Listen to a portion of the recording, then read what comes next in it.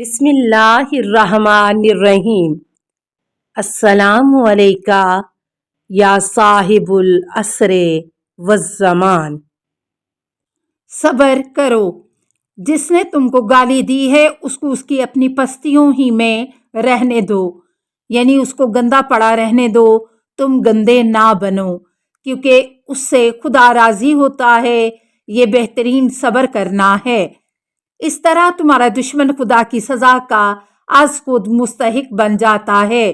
خدا کی قسم، جتنا انسان برداشت کر کر کے خدا کو راضی کر سکتا ہے اتنا کسی اور طرح سے راضی نہیں کر سکتا۔ اسی طرح خاموش رہ کر شیطان کو جس قدر ناراض کیا جا سکتا ہے اتنا کسی اور بات سے ناراض نہیں کیا جا سکتا۔ شیطان کو ناراض کرنا خدا کو راضی کرنا ہے۔ احمق دشمن کو خاموش رہنے کی وجہ سے جو سزا ملتی ہے اتنی کسی اور ذریعے یا طریقے سے نہیں دی جا سکتی۔ حضرت علی علیہ السلام از بہار جلد 71 امالی صدوق۔ کیونکہ دشمن چاہتا ہے کہ تم اپنی تکلیف کا اظہار کرو تاکہ وہ خوش ہو، تمہاری خاموشی سے اس کو تکلیف ہوتی ہے۔ ہواؤں، پہاڑوں، اوقات، دنوں، راتوں، بارشوں، طوفانوں، سیلابوں، گرمی سردی وغیرہ کو گالیاں نہ دو ورنہ گناہگار ہو جاؤ گے، اس لیے کہ یہ سب خدا کے حکم کے پابند ہیں۔ اس لیے تمہارا ان کو گالیاں دینا خود تمہاری طرف پلٹ آئیں گی، یعنی تمہاری ان کو بددعائیں دینا تمہارے ہی اوپر آ پڑیں گی، کیونکہ سب کام اللہ کے ہیں، ان چیزوں کے نہیں ہیں۔ جناب رسول خدا صلی اللہ علیہ وآلہ وسلم از بہار جلد 60۔ شیطان کو بھی گالیاں نہ دو بلکہ اس کے شر یا نقصان سے خدا کی پناہ طلب کرتے رہو کہ خدا اپنی پناہ اور مدد دے کر تم کو شیطان کے دھوکوں اور نقصانات سے بچا لے گا۔ جناب رسول خدا صلی اللہ علیہ وآلہ وسلم از کنز الاعمال۔ زمانے کو گالی نہ دو، کیونکہ اللہ فرماتا ہے کہ میں ہی زمانہ ہوں، دن رات میرے تابع ہیں جن کو میں گھماتا نیا پرانا کرتا رہتا ہوں۔ جناب رسول خدا صلی اللہ علیہ وآلہ وسلم از کنز الاعمال۔ لوگوں کو گالیاں نہ دو ورنہ ان کی دشمنی بھگتو گے۔ رسول خدا صلی اللہ علیہ وآلہ وسلم از بہار جلد 75۔ گالی کی ابتدا کرنے والا بڑا ظالم ہوتا ہے اور جواباً گالی دینے والے کا گناہ بھی پہل کرنے والے کے سر ہوتا ہے، بشرطے کہ جواب دینے والا حد سے آگے نہ بڑھے۔ امام موسیٰ کاظم علیہ السلام از بہار جلد 78۔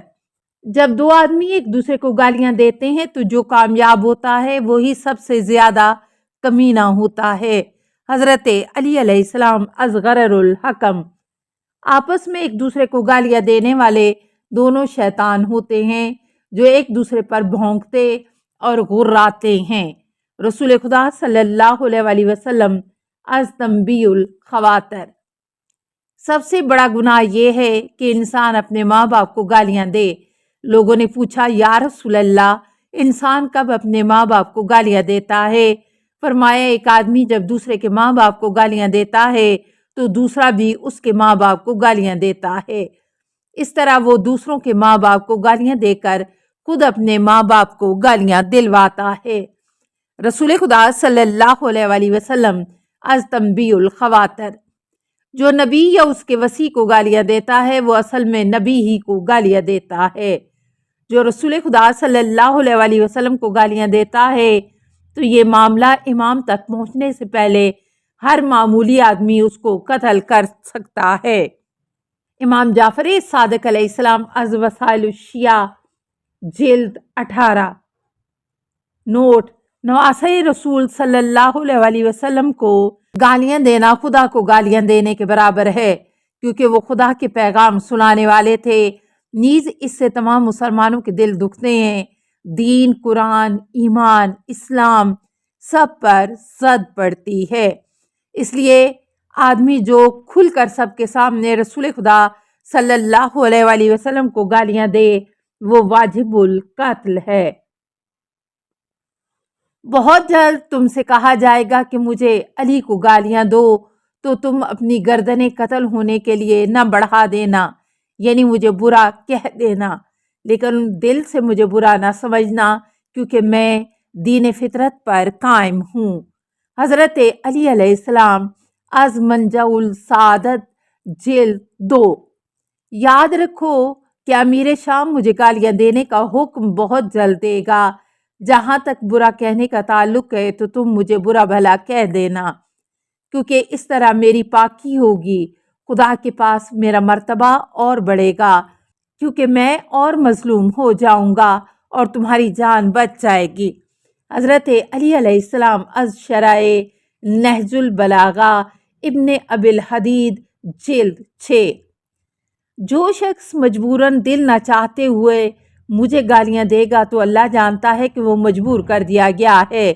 اس کا اور میرا دونوں کا قرب رسول خدا صلی اللہ علیہ وسلم سے اور بڑھ جائے گا، لیکن جو مجھے گالیاں مجبوراً بھی نہ دے گا وہ مجھ سے بھی پہلے تیر کی طرح آنکھ جھپکتے ہی رسول خدا صلی اللہ علیہ وسلم کے پاس جا پہنچے گا، لیکن جو دل سے مجھے لعنت کرے گا اس کے اور خدا کے درمیان کوئی حجاب رکاوٹ نہ ہوگا کہ خدا اس کو بلا کسی رکاوٹ کے سزا دے گا، اور محمد مصطفیٰ صلی اللہ علیہ وسلم کے سامنے اس کے پاس بچنے کی کوئی دلیل نہ ہوگی۔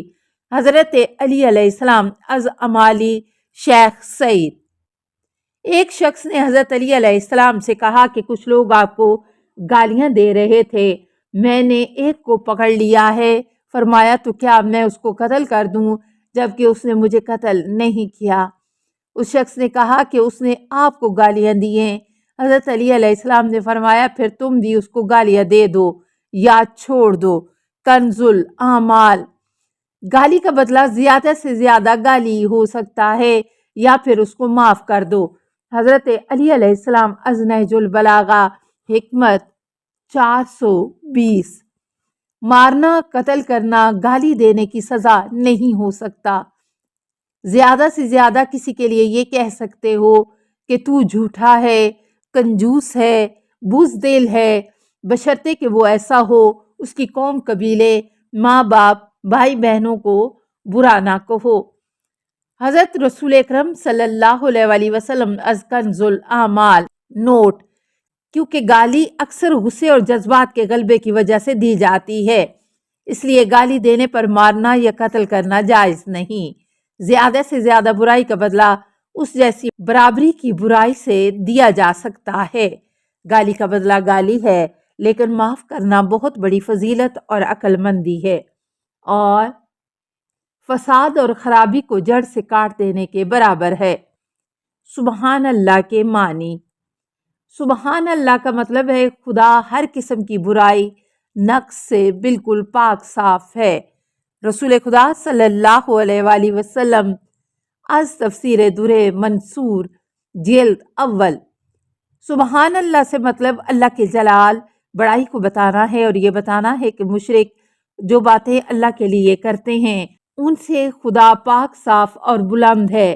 جب کوئی سبحان اللہ دل سے کہتا ہے تو ہر فرشتہ اس پر درود پڑھتا ہے۔ حضرت علی علیہ السلام از تفسیر نور الثقلین بہار 93۔ ہر چیز کی حرکت خدا کی تسبیح ہوتی ہے۔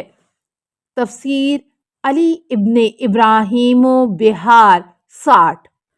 السلام علیکہ یا صاحب العصر والزمان، الامان الامان الامان من فتن الزمان۔